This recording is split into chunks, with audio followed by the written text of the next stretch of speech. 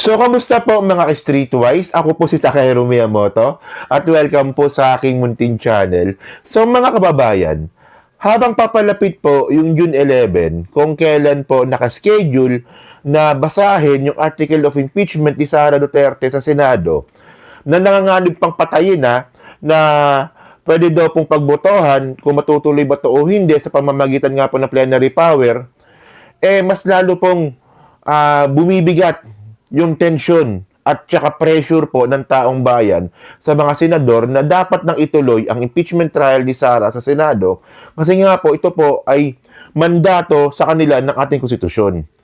So tulad nga po na inaasahan po natin ngayong araw po nagsalita na po or nagbigay na rin po ng pahayag yung isa sa pinaka maimpluwensyang eskwelahan sa buong Pilipinas. Ito nga po yung Ateneo. Okay, mamaya basahin natin, no? So ngayon, ang lumalabas ngayon, marami na pong eskwelahan at institusyon ang nagbibigay po ng suporta, na ituloy po yung impeachment trial ni Sara. At hindi lang sila basta-basta nagbigay ng suporta. Sila po, syempre, mga eskwelahan po yan, mga pare. So may mga abogado po dyan. Diba? Yung mga dean na mga eskwelahan, for example nga po, diba, nung isang araw, San Beda, Lasal, UP, di ba mga ano to mga Catholic school po ito. Tapos po nagbigay na rin po ng statement yung mga pare at ngayon po Ateneo. So, wag po babaliwalain ng ating mga senador, itong mga kupal na mga senador na to, itong mga pahayag ng mga institusyon na to kasi po mabibigat po ito. Mabigat po itong mga tao po na to. Sabi nga ng mga DDS, bakit ganun? Puro mga oligarch, yung mga nagbibigay ng suporta sa impeachment ni Sara. Kailan naging oligarch? Yung eskwelahan. Hindi nga. Ayan po kasi yung maling tinuro nung panahon ni Digong. Basta negosyante, oligarch. So ngayon, pati eskwelahan, oligarch na rin. Engot So ngayon, basahin muna natin itong statement po ng Ateneo. Okay, so andito naman nakalagay dyan. So sabi nga dito mga streetwise, ito June 7, 2025. Statement of the Ateneo School of Government on the impeachment proceedings against Vice President Sara Duterte.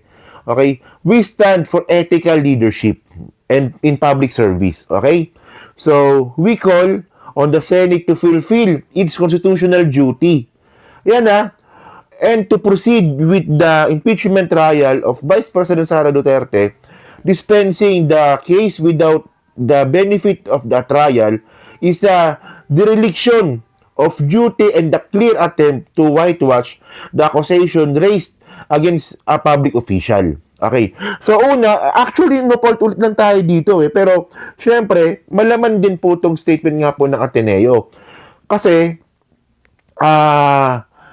ang sabi nga dito, gusto na po ng Ateneo, na gawin ng ating mga senador yung kanilang constitutional duty. So ano ba ibig sabihin ng constitutional duty? Ito po yung kanilang trabaho na nakabase sa konstitusyon. So, wala kang ibang pwedeng palusot dito tulad ng sinasabi nga po nila Tolentino, nila Bato, Walang palusot dapat dito. Huwag niyong tiniteknikal. Di ba? Kasi ano ba? Ito putulin po muna doon. So, sabi kasi, meron kasing dalawang rason. Dalawang or tatlong rason. Ito mga bobong mga senador po na to, para po wag daw po ituloy yung impeachment trial ni Sara. Unang-una daw po, late na. Di ba? Pinasa nga daw po yung article of impeachment nung February, tapos ngayon, June na daw.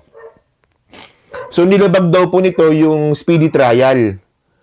Well, in the first place, sila naman yung nag-delay. Bakit mayroong paglabag ng speedy trial? So, ibig sabihin nun, porket delayed na, huwag nang tutuloy. Di ba? Bobo mo talaga, Tolentino. Gago ka talaga. Sa totoo lang. Di kasi kay Tolentino nang galing yun na sinugondahan ni Bato. Tapos yung pangalawang nakita kong rason nga po nila, what they call this, hindi daw pwedeng itawid yung impeachment trial ni Sara kasi daw po 19th Congress papuntang 20th Congress. So mag-iiba na raw po ng composition ng mga senador. Okay, so bullshit pa rin po yun. Kasi nga po, sabi nga po ni Attorney Christian Munsod, na ang Senado nga daw po ay isang continuing body. Never po na mababakante, no, na magiging less than 24, no, yung ating mga senador, kasi nga po continuing body po ito. From June 30, papalitan na po yung iba, at on the same time, papalit na rin po yung mga bago. So wala. Nagpapalusot lang po talaga. So ngayon, nagbagsak nga po ng sinasabi ng Ateneo dito, huwag na kayo magpalusot. Constitutional duty nyo yan bilang senador. Huwag yung tinetechnical. Kasi nga po, sabi nga rin po dito, no, dispensing the case without the benefit of a trial is a dereliction of duty and a clear attempt to whitewash. So ano ba? Meron ba kayong tinatago? Kung bakit ayaw nyo ituloy yung impeachment trial ni Sara Duterte, ano ba, nakinabang din ba kayo sa confidential fund ni Sara? Ayun kasi wala, ano ang rason? Ano ang nakikita nating rason kung bakit ayaw nilang ituloy? And by the way, mga kababayan, habang tumatagal nga po, tandaan nyo, malapit na, June 11, June 7 ba ngayon? So, June 7 na, June 7 ngayon. So, meron pang mga ilang araw, no, sa June 11. At bago po dumating po yung June 11, naniniwala po ako no na parami pa po ng parami ang magbibigay po ng suporta para po ituloy na po yung impeachment trial ni Sara. Kaya wag na kayo magpalusot. Tandaan nyo mga kababayan, pag ginalit nyo po yung taong bayan, magkaka people power. Naniniwala po ako doon. Kahit po mga DDS, no, baka sumama sa people power, alam nyo kung bakit? Di ba? Kasi mga kababayan, no, kung matinong DDS ka, kasi meron DDS na bobo, meron namang medyo DDS na may katalinuhan. No? Hindi nyo ba gusto na makita si Sara Duterte na malaman yung katotohanan kung siya ba ay nagnakaw ng pera o hindi? Ayaw nyo ba malaman na si Sara ba ay pinupolitika lang ng mga congressman natin?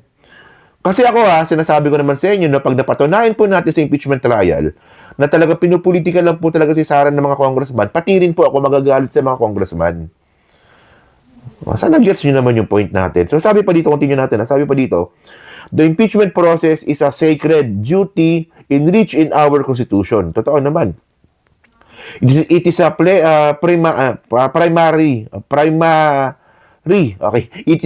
It is the primary mechanism to ensure that our elected officials would remain faithful to their sworn duty to serve the public without dedication. With dedication, sorry.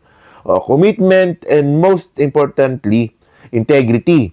We remind our senators that they are public servants and their mandate is based on the people's trust. Patay tayo dyan. May binabanggit na po yung Ateneo na people's trust. Naku, patay kayo dyan. We pray that they would remain true to what the Senate institution stands for. Upholding the Constitution, promoting democratic values, and serving the national interest. Convene the impeachment court now. Okay. Alam niyo kasi yung bullshit kasi dito mga babayan. No? Merong trial, pero hindi pa rin nagsisimula yung impeachment court. So, ayun ang bullshit dito. And by the way, sabi rin po ng Ateneo, no, na may binabanggit na siya ditong people. Yan. Diba sabi niya dito? Wait lang. People's trust. Tama ba? Based on the people's trust. Okay. So, ngayon, ang sabi ngayon ng Ateneo, no, kasi may binabanggit na silang people's trust, no, kapag hindi po tinuloy po ng mga senador natin itong impeachment, so posible pong mawala po yung tiwala ng taong bayan sa ating senador or sa institution mismo ng Senado. So ano mangyayari pag nawalan po ng trust ang mga tao sa Senado? Hindi pa pasara. Pasara natin 'yan. Kayang-kaya natin 'yan mga ka-streetwise. 'Di ba? Tandaan po natin, no, na ang Senado po para po sa taong bayan 'yan. Hindi 'yan para sa mga senador. Saksak po natin yan sa mga isip natin, mga kababayan. So, ang may-ari po ng Senado, taong bayan. So, kung hindi po nila gagampanan yung kanilang trabaho, pwede po natin i-take over yung Senado. Di ba? Basta wala lang tayo sisirain, wala tayong lalabagin na batas. Pwede po yun. Tandaan po natin no, na itong impeachment trial po ni Sara, alam naman po natin na pwedeng impluwensyahan ito ng politika, pero huwag gamitin ng politika para hindi ito matuloy.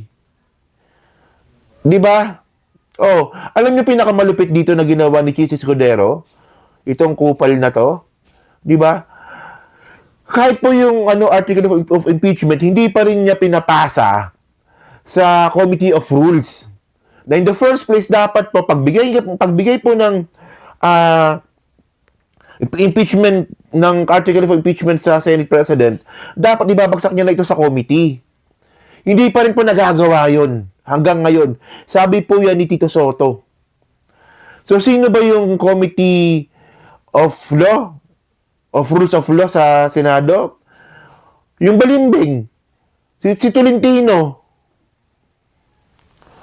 So talagang may plano talaga silang patayin yung impeachment.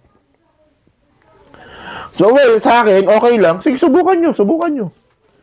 Nung makaalaman tayo. Ako kahit may sakit ako, pupunta ako sa rally. Makikirally ako doon. At syempre, marami na po nagbibigay po ng suporta. Marami na po, di ba? Simbahan, mga eskwelahan, may mga progresibong grupo pa. Di ba? So, kayong mga babayan, no? So, anong masabi nyo nga po dito? Sa statement nga po ng Ateneo. So, kayo ba naniniwala ba kayo na magiging malaking impluwensya itong statement ng Ateneo para po ituloy po ng Senado itong impeachment trial nga po ni Sara? And actually, hindi lang po Ateneo, marami pa po dyan, di ba? Marami pang darating. Naniniwala po tayo dyan. Siyempre, may simbahan pa tayo. So, nga pala, no? Huwag niyo sasabihin na walang karapatan ng simbahan magsalita sa politika. Gago pala kayo eh. Iglesia nga, pinapayagan nyo. Simbahan Katoliko, hindi pwede. Ano kaya yun? Diba?